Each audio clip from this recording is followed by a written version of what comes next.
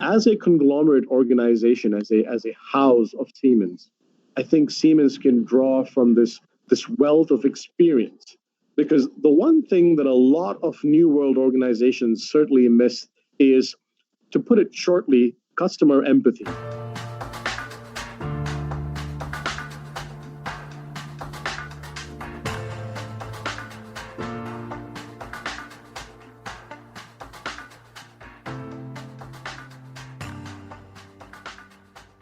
Welcome to a brand new episode of our podcast, Human and AI, Mind, Machines, and the Gradient Descent. We're super happy that you tuned in again. It really means the world to us. We are Uli and Avery, and today our special guest is Elliot DeSouza. Hi, welcome. Ellie, could you maybe quickly describe yourself, maybe in a minute? So who are you and what do you do? Sure. My name's Elliot DeSouza. I'm an HR track Siemens graduate program candidate with Siemens, currently based out of India. I'm currently working with the head of HR on strategic and analytic topics. By training, I'm an economist and a business graduate with a huge passion and flair for data and technology. That's where my interest in AI comes from. As an individual, my hobbies include reading, music, doing Krav Maga and trekking. I'm a big fan of all things tech, love reading about the philosophy of AI, see huge potential for artificial intelligence in the space of human resources. Yeah, pretty awesome. So you said like you are big into music, one of your passions. So if you would, choose one song or, one band that would, represent your mood today or throughout the day, what would be the soundtrack of Ellie this day? Well, the soundtrack for today would be a song called Azadia. Azadia, that's a Urdu word for freedoms. I think that's apt in a time like this where we're confined now for so many days. I guess my subconscious is telling me that I'm missing all of my freedoms. Thank you. And Ellie, so what brought you to the field of HR you're currently working at? Interesting question. I never really set out to become an HR professional. As I mentioned, by training, I'm an economist first, a quantitative one specifically, and then a management professional. The reason I was drawn to the field of human resources was because I actually believe that there is huge potential for data and technology in decision-making across the board in human resources. I think currently the state of penetration of data and technology is limited. And like with every other field, I think it's only set to increase. I think also more mature organizations increasingly focus on extracting maximum value and potential from their human capital. And so I think HR is the next frontier for AI. Yeah. So you said at the moment data is not yet there, right? Technology and data doesn't meet yet, at least what I got out now from you. What hinders? What is the blocking point? Why do you see, that we are not there in terms of the usage of data in corporate functions? So it's a human resource. Correct. Well, I'd say we do a lot of reporting of data and human resources. A lot of data sets across large organizations, especially many variables for the employee base are captured. Very often, because there are so many variables and they are changing every minute, every second, it's hard to keep track of the real-time sanctity or integrity of that data as it reflects the current situation. I think that's certainly one big challenge, the refresh rate of data, so to speak, and of its representation of the world as it exists, or the world that it represents. But more importantly, I think one of the fundamental challenges that have hindered the penetration of data in human resources has simply been the lack of a, base competence to deal with data. Most HR professionals, you must understand, don't come from technological or quantitative backgrounds. Their bread and butter typically involves sometimes fuzzy notions of domain expertise, nurturing type functions, and stakeholder management. These are all functions that, so far at least, have been able to be delivered without reference to data. but there are also functions that have a high degree of speciousness when investigated more deeply because of the lack of a data basis. Increasingly, that's coming to be understood.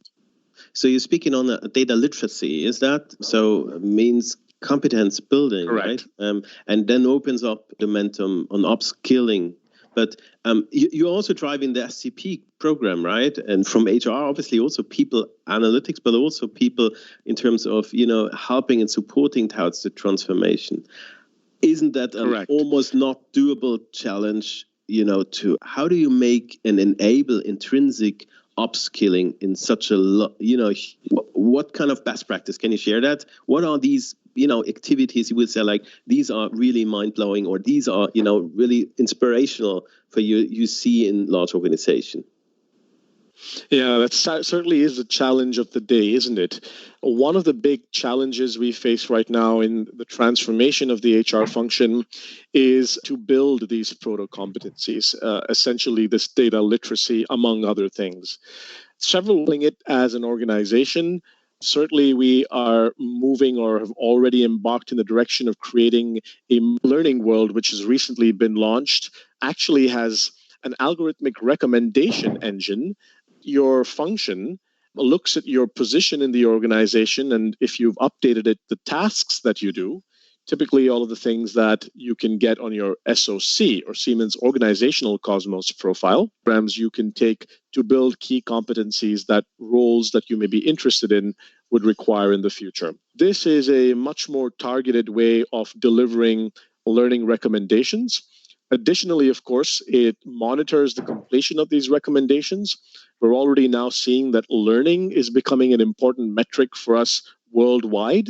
In fact, it's a commitment we've made to our shareholders to achieve a minimum number of average learning hours. And so the promotion of learning, both through targeted recommendations and through effective monitoring, will be one way in which we start to bridge the gap in data literacy. That's very interesting. Do you also feel like the professionals are really open to learn new things about data and about the new technologies that are currently emerging, also such as AI? Certainly. I think most HR professionals are very open to data and AI, but their openness comes with a caveat. For most HR professionals, both of these words are buzzwords and very much positive buzzwords that are in vogue. I would say that they have a vague idea about their applications, but really not how it works. However, I think that this is what could be characterized as the early first phase in the adoption lifecycle. And so it's okay to start here. I would say, like with other fields, the opportunities for the quants and the programmers to position themselves because they have the inherent competencies to help human resource professionals work with the data is really strong at this point. But in addition to their positivity and inclination, because of their vagueness about the concept and how it works, they also see high recalcitrance or resistance. Typically because at some very subconscious level, they sense that potentially displacing for them as professionals. So there's a mix of emotion. On the one hand, a lot of positivity, but the limited understanding with that positivity and the subconscious fear that one day AI could be powerful enough to displace what they currently do requires a very careful hand for how it is addressed with this set of professionals. Yeah. And I think that's somehow, it's also as we see that data drives our decision making, and every decision in corporates shall be data driven and at least augmented by data, right? It also raises somehow the question, when you can measure something, you can assign KPIs. When you have KPIs like key performance indicators into it, you want to optimize towards it. How far should we go in a corporate environment? We've seen tooling such as Microsoft Insights, which measure the number of emails, the number of meetings, the number of indications, the amount of exchanges, the amount of, we are living in a data-driven world where we not only on the leisure side, like we sizing our, number of steps done, accomplished, right? Number of runs, number of heartbeats. We are KPIing our world, right? Does that goes very, very close to, to human, and this especially in the field of people analytics of HR? I think it's a great question. On the one hand, I think it's inevitable that we will move in the direction of data or even big data. Where we are today is a lot of human resource professionals, particularly seasoned human resource professionals that typically call the shots on data and other types of projects, saying to themselves that their intuition is sufficient, or at least believing this strongly at some fundamental level. But as my favorite philosopher and psychologist, Daniel Kahneman, often says, human intuition is unreliable because intuition is very often based on an individual set of experiences and replete with individual biases. And this has been proven time and time again. Now, where the stakes of human intuition driving decision-making are relatively low or can be offset through the individual intuitions of other stakeholders, it's okay to say that data is dispensable. But increasingly, I think, especially as we increasingly live in a world where even these organizations can be disrupted, the ability to use data to predict, plan, forecast, and extract value through advanced preparation of a world that is changing much faster than it is will become part of key competitive advantage. And I think for that reason, more and more stakeholders or investors will demand that there be objectivity in decision-making around these value-maximizing decisions, at which point human intuition can no longer supplant or replace data. And as data models themselves tend to become demonstrably more reliable, I think we'll see more and more pressure from investors and outside stakeholders and maybe even senior inside stakeholders to use data to replace what is largely driven by human intuition today.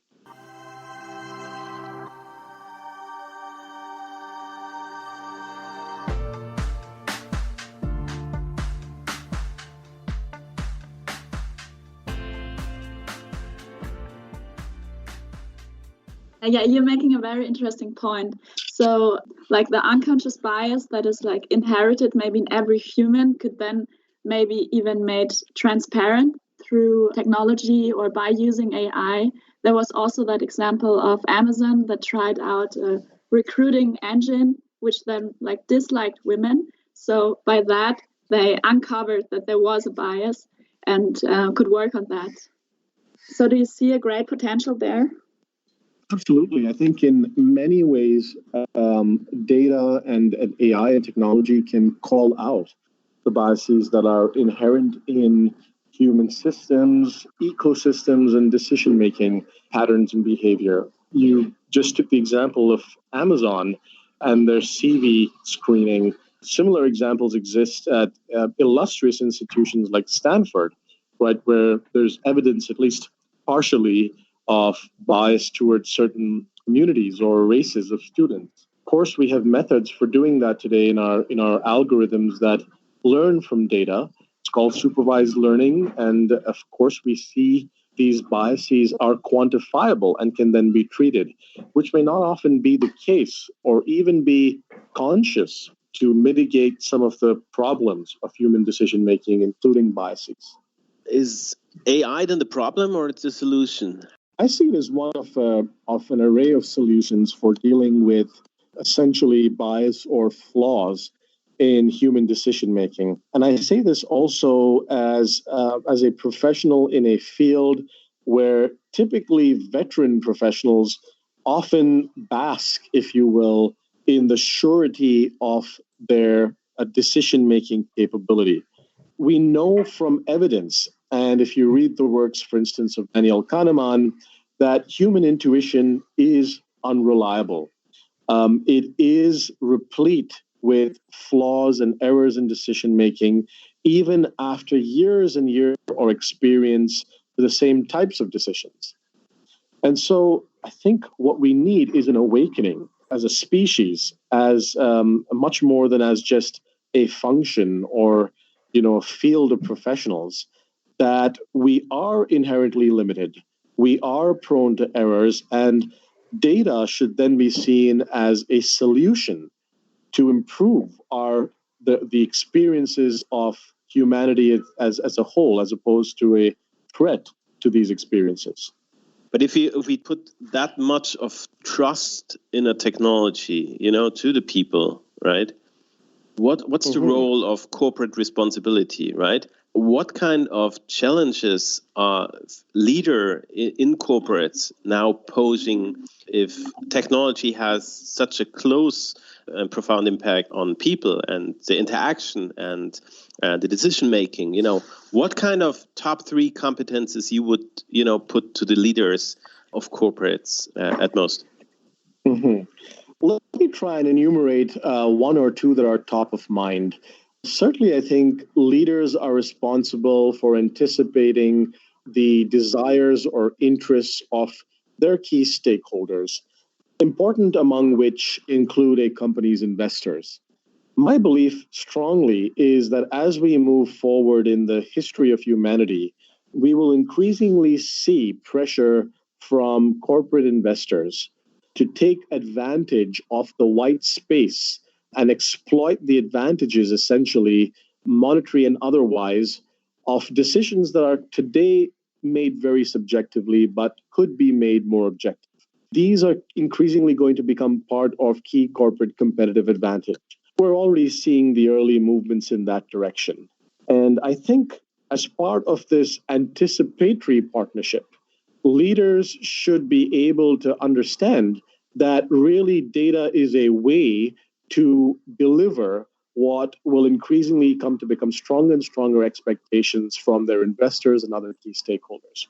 I think that's the first important competence or sensitivity that I think leaders will need to build with respect to looking at data.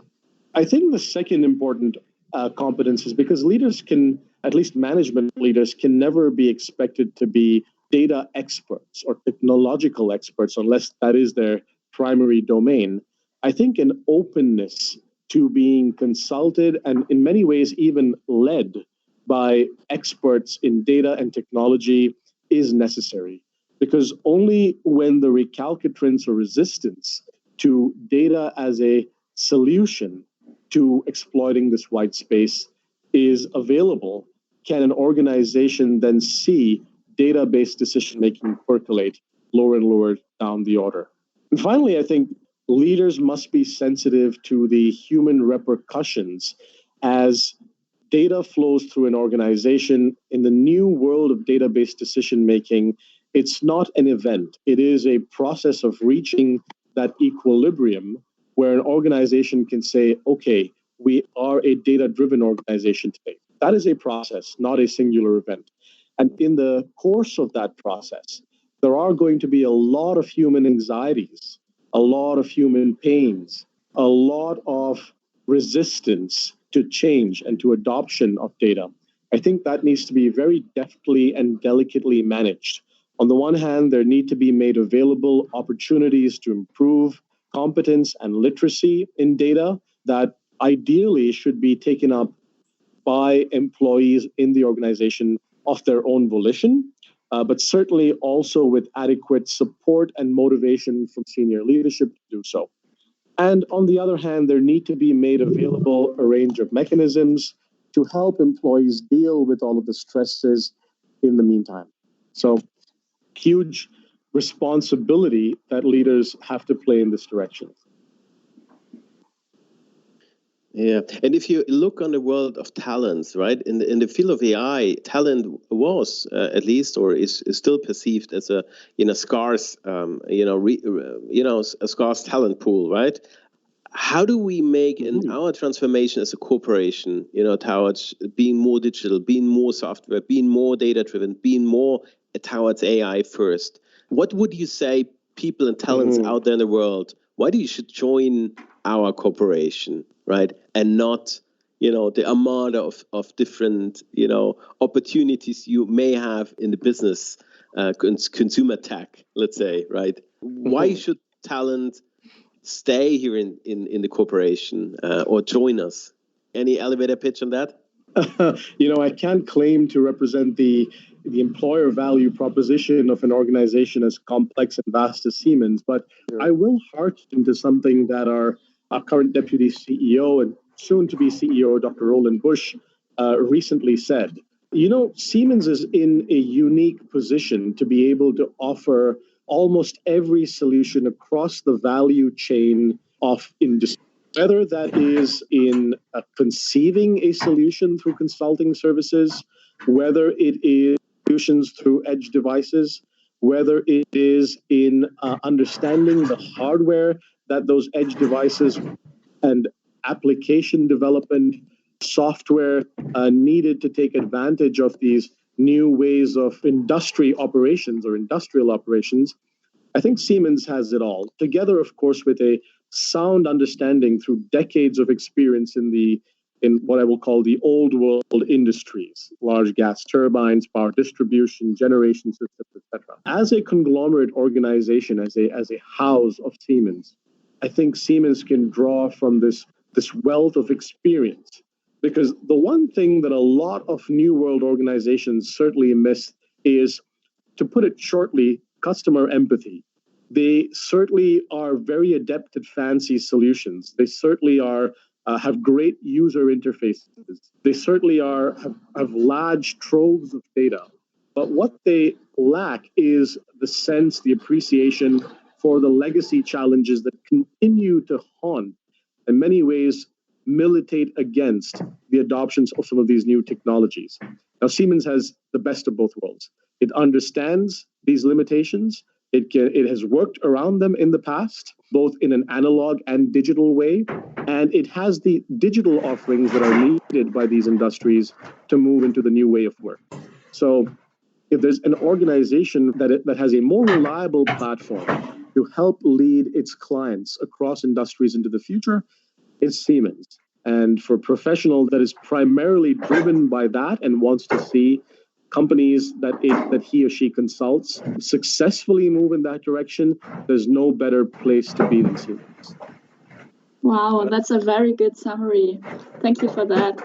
I have one last question. It's a little bit off topic maybe, but currently everyone is facing the corona crisis, and you are in India, which is a very huge country. Can you maybe say some sentences about how India is currently organizing to stay healthy and productive during these hard times? Great question. I think, we are a big country, certainly in terms of the number of people. It's 1.3 plus billion people in a subcontinent. And India, in many ways, has its own challenges by virtue of not really having a lot of centralization. It really is a patchwork of different nations represented by different states, with varying levels of capacity and organizational or governmental competence. So there is a challenge in organizing these different entities to come together on the same platform. So far, India has been quite responsive to the crisis. Yes, we did move a little late than would have been ideal to a total lockdown and to better screening of potentially infected citizens or travelers, but we have done so now. And I think all of the countries coming together in a really big way to volunteer their time to, for instance, develop cheaper ventilators so that we're better prepared for the crisis or the number of infections, to support with meals for the millions and millions of urban migrant workers that are now trekking home, in many cases, dozens, if not hundreds of kilometers to the safety or social security of their villages, to offer help to old infirm residents or neighbors who are stranded and do not have other family members, and also to pay, for instance, their domestic help so that they can continue paying their rents and the upkeep of their families, even if they're not coming to work or cannot work remotely. So in many ways, I think there is a nationwide movement, largely citizen-driven, but also, of course, more ably led by both across states and the center to deal with this crisis. And although we're a large number of people and potentially at higher risk than most of the rest of the world for being the next step of this virus, I'm confident that we will see this through. Thanks for sharing. Unfortunately, we come to the end of our conversation, and we have to, and we always have a small roundup as we have this game of we nominate one or two words and phrases, and the guest will finish up it this as a sentence, and maybe we play it like that. So we will say a couple of words, and you just finish it. So purpose is to learn and be better every day. Business to society is? Business to society is responsibility. I love the German word Verantwortung. I think it's excellent. And what's your personal moonshot? My personal moonshot would be to be a better professional every day that adds more value to others and myself. Ali, that's a fantastic closing words from you. Thanks so much for this conversation and for sharing your view with us and the audience. Thank you so much for the opportunity, guys. So guys out there, stay tuned. There is much more to come as well. We continue to stay bold, committed, and open-minded as we set it as an agenda for the Siemens AI Lab. Tune in for the next episode.